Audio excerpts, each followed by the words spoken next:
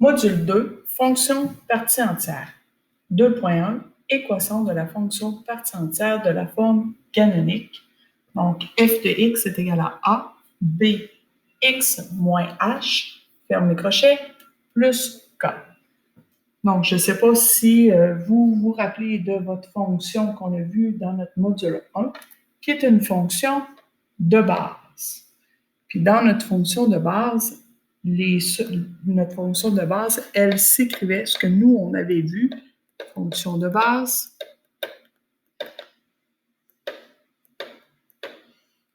c'était la suivante. f de x est égal à a, crochet, bx. Donc, dans notre fonction de base, ce qu'on avait comme paramètre, c'était notre paramètre a et notre paramètre b.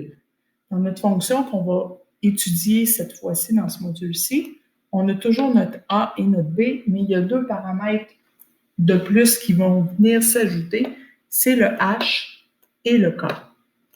On n'en a pas parlé, j'aurais pu vous présenter cette équation-là dès le départ, puis vous expliquer que dans le module 1, on verrait quand je vous disais que notre fonction de base avait toujours un point plein.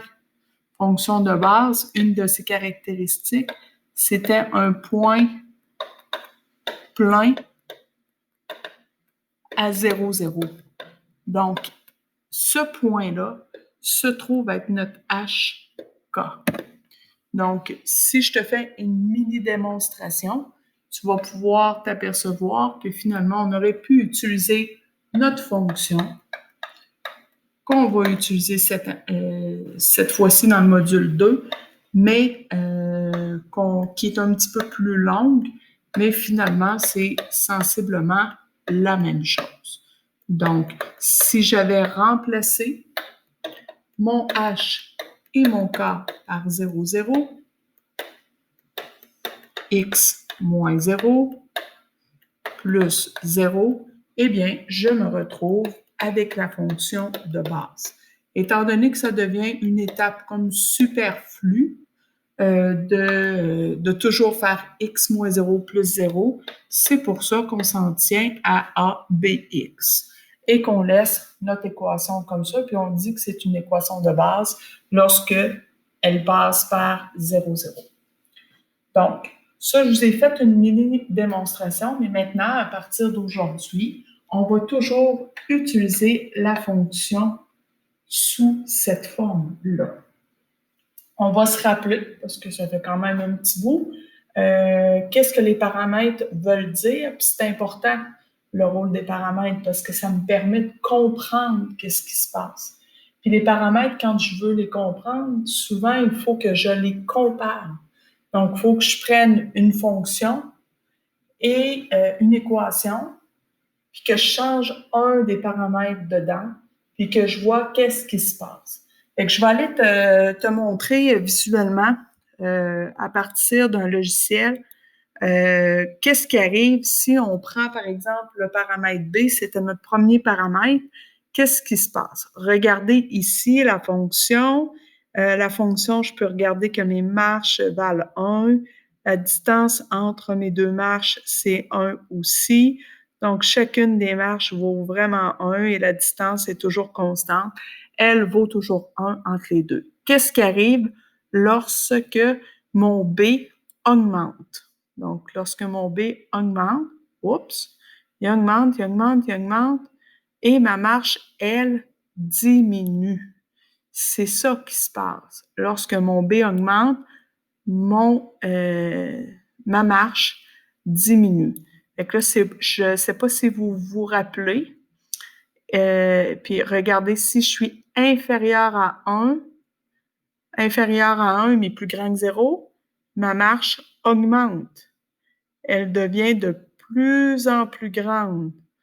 Donc, elle est très, très grande. Et ensuite, plus que j'augmente, plus qu'elle devient petite. OK? Ça, c'est la première chose que je dois avoir en tête. Donc, on va aller juste se le rappeler, se le remettre dans notre tête, mais en tout cas avec, à l'aide de notre formule. C'est comme notre tableau, là, notre tableau résumé. C'est ça nos paramètres. On va en ajouter 2 aujourd'hui. Donc, quand on connaît notre paramètre B, il nous permet de trouver la longueur de notre marche. Souvent, je marque juste L. Là, je marquais LONG, mais on peut marquer juste L. Puis, comment qu'on fait pour la trouver? Et on fait 1 sur la valeur absolue de B. Parce que je te rappelle que mon paramètre, OK, lui, là, mon B, il peut être plus grand que 0 ou plus petit que 0. Il peut être positif et négatif. Mais une longueur, là, c'est toujours positif. Ça ne peut jamais être négatif. Donc, c'est pour ça que j'ai mes 2 valeurs absolues entre mon B. Alors, si mon B est négatif, il va devenir positif et c'est ce qui va faire que ma longueur sera positive. Donc, ça, c'est important de l'avoir en tête. Donc, là, je viens d'embarquer justement dans quelque chose d'assez important, c'est que lorsque je regarde une équation et que je regarde le paramètre, la valeur de mon paramètre, je peux observer 2 choses. Je peux observer que mon B est plus grand que 0 ou je peux observer que mon B est plus petit que 0. Mais qu'est-ce que j'observe? On va aller voir sur notre graphique. On va se rappeler. Probablement, peut-être que tu t'en rappelles déjà. Là, regardez, mon B, il est positif. Positif, positif, positif. Je vais aller dans les négatifs. Essayez d'observer. Regardez votre marche, comment elle est faite. Plein, vide. Donc là, je m'en vais de l'autre bord. Puis là, je m'en viens ici dans les moins 1,5 et plus que mon chiffre grossit, en tout cas, tu vas me dire moins 2, c'est plus petit, Annie, que moins 1,5. Oui, je comprends. Le moins, on va dire plus qu'il s'éloigne de 0, plus que ma marche diminue, OK? Plus qu'elle devient petite, plus que je me rapproche de 0, plus que ma marche devient très, très grande. Sauf que lorsque mon B est négatif, lorsque mon B est négatif, comme ici, moins 1,4, j'ai vide plein. Alors, ce que je peux conclure, quand c'est négatif, ma marche sera vide plein et lorsque c'est positif, ma marche sera plein vide. Donc, ça, c'est super important parce que nous autres, ça nous donne des indices sur comment tracer notre graphique, de quoi notre graphique a l'air. Ou si on veut se faire une table de valeurs, aussi, au lieu d'être plein vide, ben, ce qu'on dira, c'est inclus, exclu. OK? Ça va ensemble. C'est la même chose. Puis, si mon B est négatif, alors, ben, ça veut dire que j'aurai vide plein. Ou encore, exclu, inclus. Donc, ça, c'est ce qui me permet, c'est les informations que mon B peut m'apporter. Pour le paramètre A, mais le paramètre A, si tu te rappelles, encore une fois, ton paramètre A peut être positif ou négatif. C'est pour ça qu'on va mettre une valeur absolue de A. On va aller regarder avant que je te dise, je vais juste te marquer là, que ton A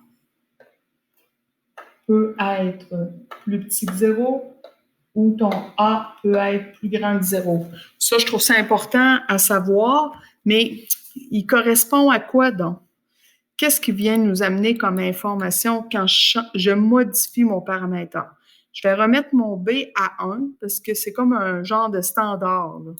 Donc, quand on met notre B à 1, on se dit, OK, là, ça, bon, juste pour faire exprès, je ne veux pas aller à 1. Je bouge trop vite ou trop lentement. Bon, je l'ai.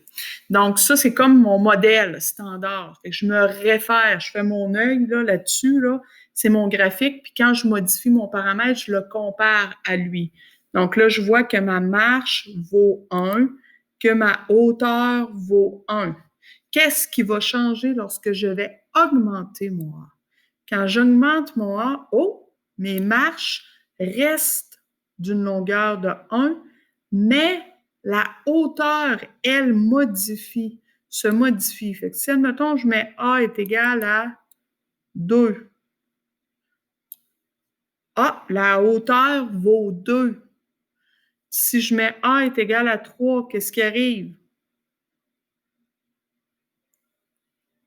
Comme vous pouvez voir, c'est très difficile d'être juste. OK? Et quand je suis à 3, quand A vaut 3, ma hauteur aussi vaut 3. Donc là, je pense que vous comprenez qu'est-ce qui se passe.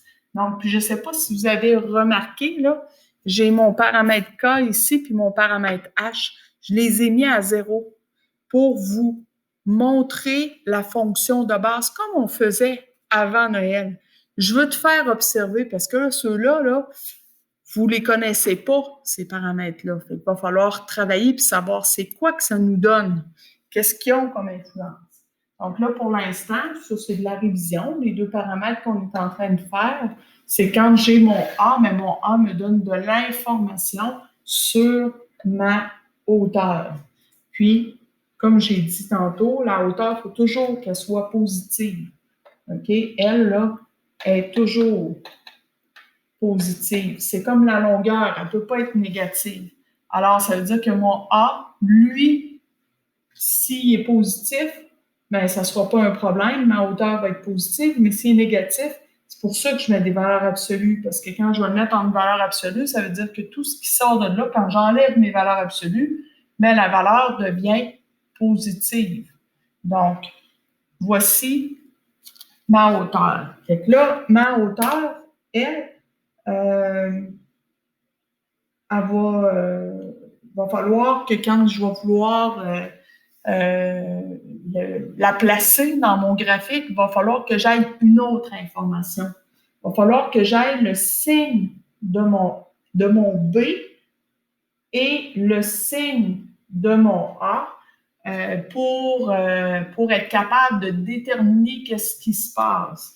Et ça veut dire, qu'est-ce que je veux dire par là? Ben, si le A et le B sont de même signe, je suis dans une équation et que j'observe que mes deux paramètres A et B sont de même signe, ben alors je sais maintenant, alors la fonction est croissante.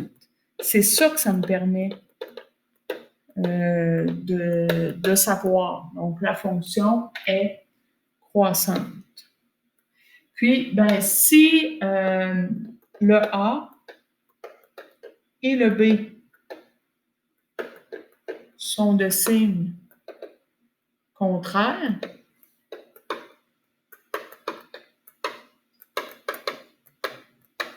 ben alors, la fonction est décroissante.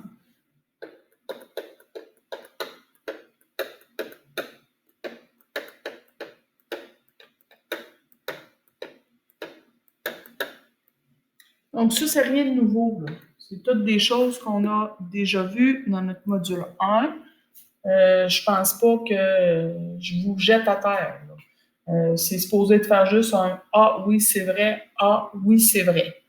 Donc, là, on va rentrer dans le vif du sujet de notre module 2. Là. Pourquoi qu'on fait un module là-dessus? Parce qu'on va aller travailler aussi sur d'autres paramètres qui sont les paramètres H et K. Mais ils ont une influence comment, ces paramètres-là? On va aller le voir sur notre graphique. Donc là, jusqu'à présent, on a observé, on va aller replacer notre A ici à 1 parce que, tu sais, à chaque fois, là, quand tu veux valider quelque chose qui change, c'est mieux de te donner comme un... voyons, excusez, là. Ah, tiens, je viens de trouver le truc pour aller à 1 direct. Quand tu veux faire des comparaisons, quand tu veux observer ce qui se passe dans un paramètre, il faut toujours que tu te ramènes à un élément de base. Fait que là, ici, je relaisse mon A à 1, je laisse mon B à 1. Ça, c'est comme ma fonction de base. Fait que moi, je la photographie dans ma tête. Idéalement, il faudrait en avoir deux, un à côté de l'autre pour pouvoir les comparer. Ça serait encore l'idéal. Mais là, pour moi, c'est pas possible là, de vous présenter deux en même temps. Un, c'est déjà pas mal. Mais on est capable de voir, puis à la limite, tu pourrais prendre ton cellulaire, photographier, puis le placer juste à côté pour faire une comparaison. Puis je pense que tu observerais, mais de toute façon, je pense qu'avec le petit déclic que je fais, je pense que c'est pas si mal. Fait qu'on va aller travailler sur un paramètre à la fois. Je vais aller travailler sur le H en premier. Donc, je veux que tu observes ce qui se passe. Présentement, si on regarde, mon point plein est ici à 0, 0. J'ai une longueur d'une marche de 1. La hauteur est de 1. Puis, j'ai plein vide et la fonction, elle est croissante. Le H aura une influence sur quoi? Mais allons observer. Oh, je viens de bouger. Je bouge vers la droite. Je bouge vers la droite. Et quand je bouge vers la droite, donc lorsque mon H passe de 0 à quelque chose de plus grand que 0, bien, il s'en va vers la droite. Toute ma fonction se déplace de façon horizontale, donc se déplace dans une translation vers la droite. Donc, elle se déplace de combien? Bien, elle se déplace ici, si mon H vaut 2. Mon point, là, ici, là, je ne sais pas si vous l'avez perdu de vue, là. Regardez, je vais revenir. Si je reviens, on va y aller un petit peu plus rapidement. Si je reviens ici, voyons, c'est pas ça que je voulais, c'est plus c'est ici. Si je reviens à 0, 0 et que je me tasse, regardez, perdez-le pas de vue, là, le 0, 0. Il s'en va où, le 0, 0? Bien, il s'en va ici. Oups, il est rendu à 3. Et mon H vaut combien? Il vaut 3. Fait que je me suis déplacée de façon horizontale d'une translation de 3 vers la droite. Alors, qu'est-ce que vous suspectez si je me déplace vers la gauche, dans les négatifs? Mais regardez ce qui va se passer. Dans les négatifs, je m'en vais, si je m'en viens ici à moins 4, mais je me suis déplacée de 0, 0 jusqu'à mon point plein de moins 4 vers la gauche. C'est ça qui se passe. Donc, mon H, qu'est-ce que j'en conclus? Le H, ça devient un point plein. C'est le X ou c'est ça, je vais y revenir. Donc, là, ce que je vous ai fait, j'ai attiré votre attention sur quoi? J'ai attiré votre attention sur si la variation du H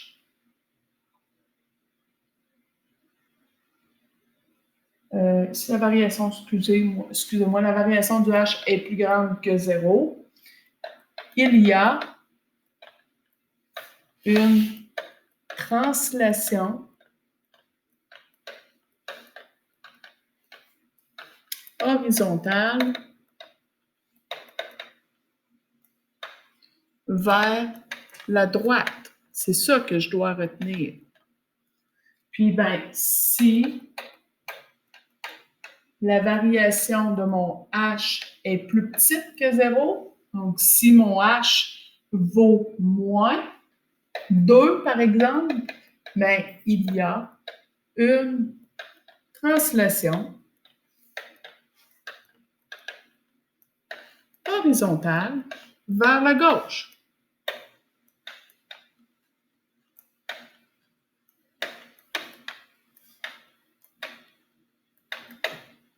Bon, voici mes deux observations. Puis là, je pense que je vais revenir pour la dernière observation, mais avant, on va aller parler du paramètre K. Retournons dans notre graphique. Je sais que c'est un peu long, là, mais vous allez voir, on va être gagnant, là. Il faut juste comprendre ce qui se passe. Quand on comprend ce qui se passe, ça l'aide. Fait que je remets mon H à 0. Mon K est à 0. Tout est pareil. Regardez. Qu'est-ce qui va se passer avec le K? D'après moi, vous avez deviné ce qui va se passer. Si mon H se déplace de gauche de gauche à droite ou de droite à gauche, bien, regardez ce que le K lui fait. Oh, je me déplace de bas en haut ou quand je suis à 0, oups, quand je suis à 0, je peux me déplacer aussi de haut vers le bas.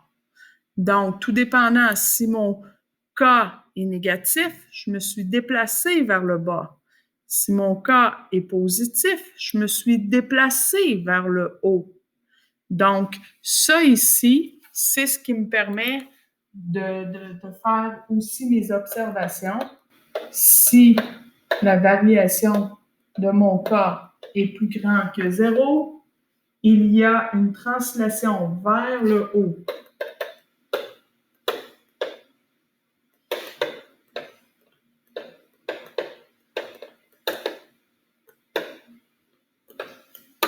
Une translation vers le haut. Tandis que si la variation de mon K est plus petite que 0, bien, il y a une translation vers le bas.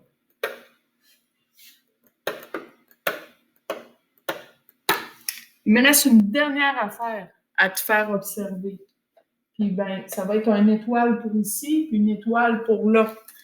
Et ce qui me reste à te faire observer, c'est que lorsque, regarde ici, là, je vais mettre quelque chose d'intéressant, de facile à lire, là. Mon K vaut 3, OK? Donc, lui, là, ce point-là, il était au départ ici, OK? Parle pas des yeux, là. Je vais remonter. Donc, mon K, si je me rends à 3, OK, il est passé de là jusque là. Perds le pas des yeux. Je vais refaire encore quelque chose. Ah, regarde, Nathalie, je suis rendue à 3.1. Je veux que tu regardes ici dans ta formule. K vaut 3. Si je prends mon H et je fais la même chose, mais je m'en viens ici à 2. Oh, mon H vaut 2. Oui, mais madame, il est marqué moins 2. Non, non, non, fais attention. Le X est là, le moins est là. Et qu'est-ce qui reste? H qui vaut 2. Donc, mon point qui était au départ à 0, 0 a fait une translation vers le haut de 3 et vers la droite de 2. Quand je parle d'une translation vers la droite, dans le fond, je parle d'un déplacement en X.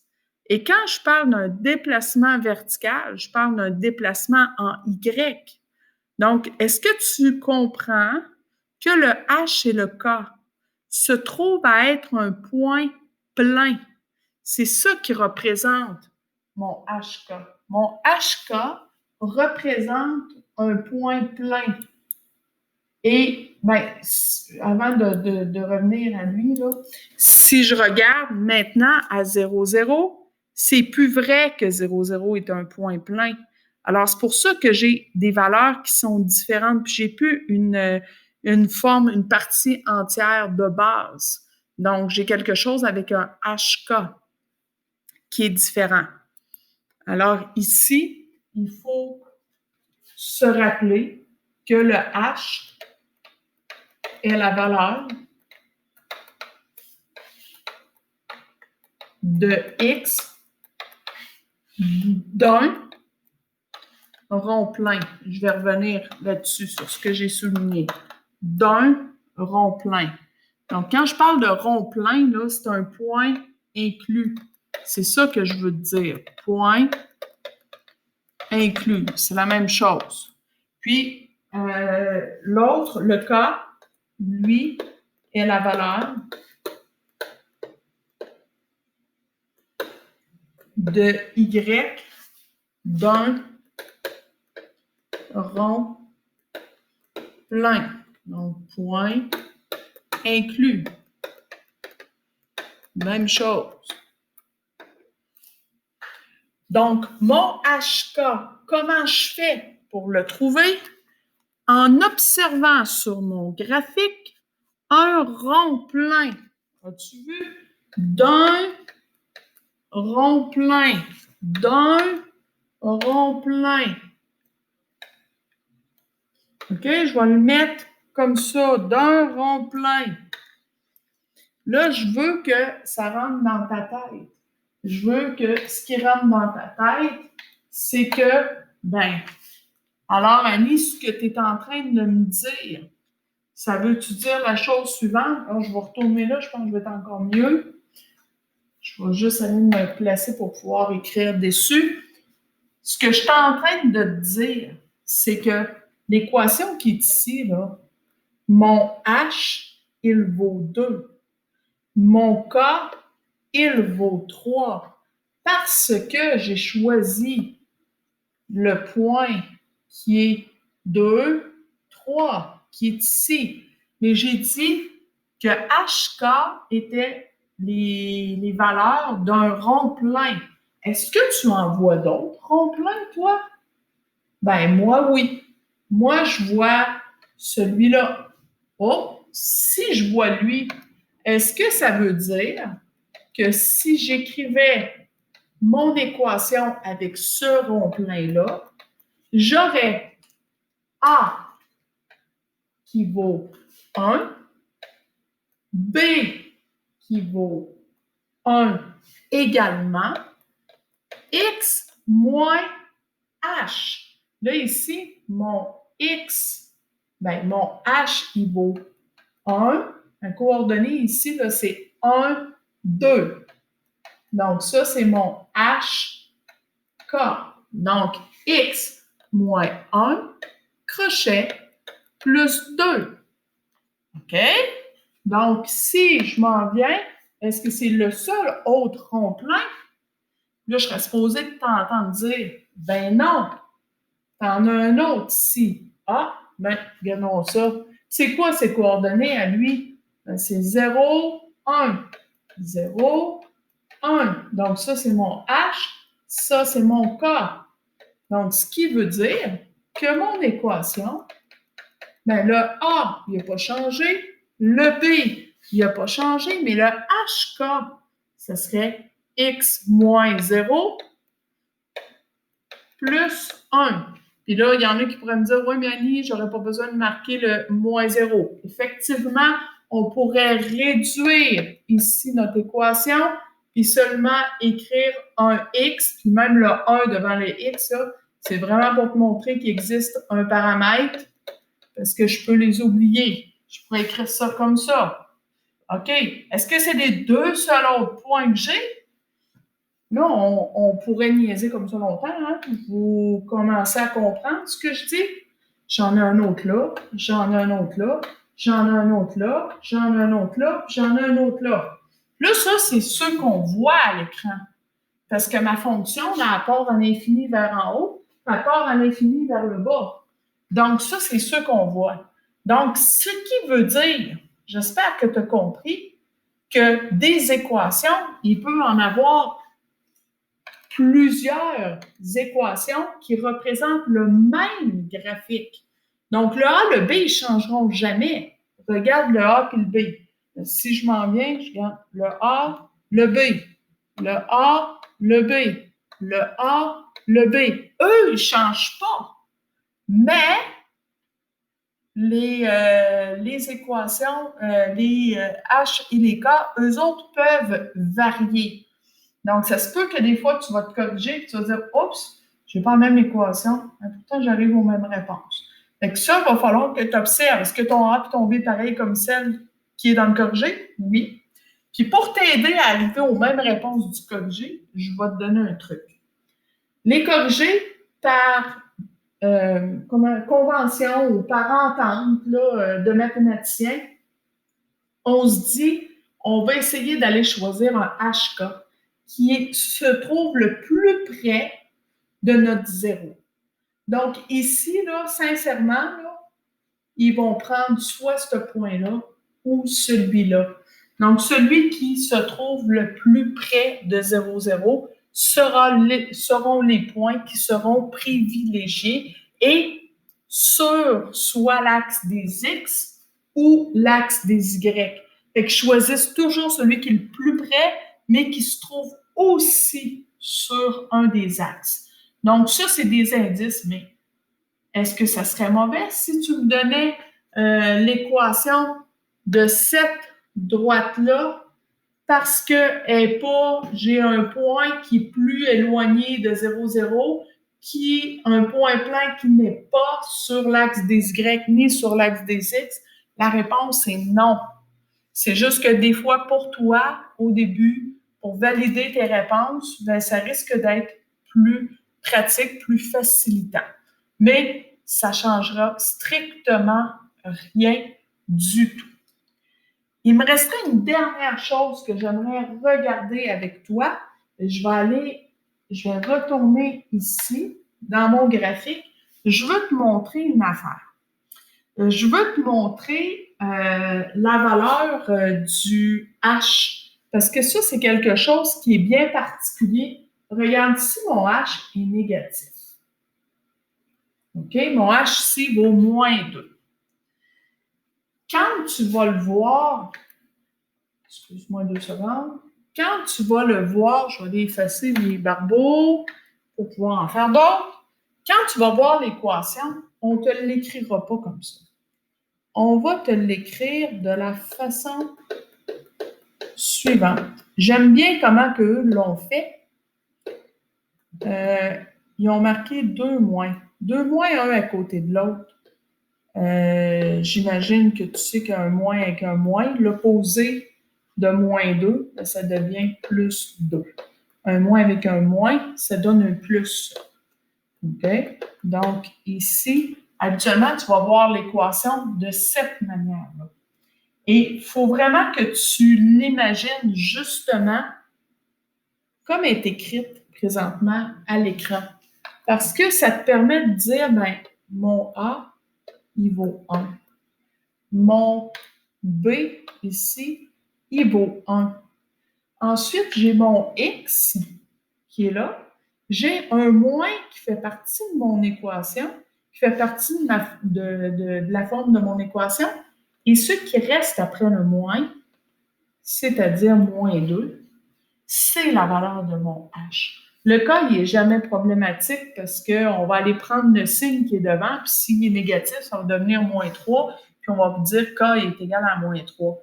Mais le problème, c'est de comprendre que lorsqu'on a un moins ici, un plus ici, que ça se trouve à être X moins 2 et que mon H vaut moins 2. Tandis que quand j'ai X moins 2 tout court dans une équation, le H est positif. Donc, ça se peut que ce ne soit pas assimilé tout de suite, mais je voulais quand même en glisser un mot pour que ça fasse le travail tranquillement, pas vite. Si jamais tu as des questions et tu n'es pas sûr de le saisir, fais-toi-le expliquer. Redemande une explication, redemande-moi une explication. C'est vraiment important, sinon tu vas passer à côté de plusieurs problèmes à cause de cette petite notion-là que tu n'auras pas saisie. Donc, si on retourne à nos notes de cours, ça fait le tour. J'ai fait le tour. C'est beaucoup, hein, pour juste parler de paramètres, mais quand on sait de quoi qu'on parle, ça va bien après, parce qu'on sait où est-ce qu'on s'en va. Donc, comprendre ce qu'on fait, pour moi, c'est une priorité.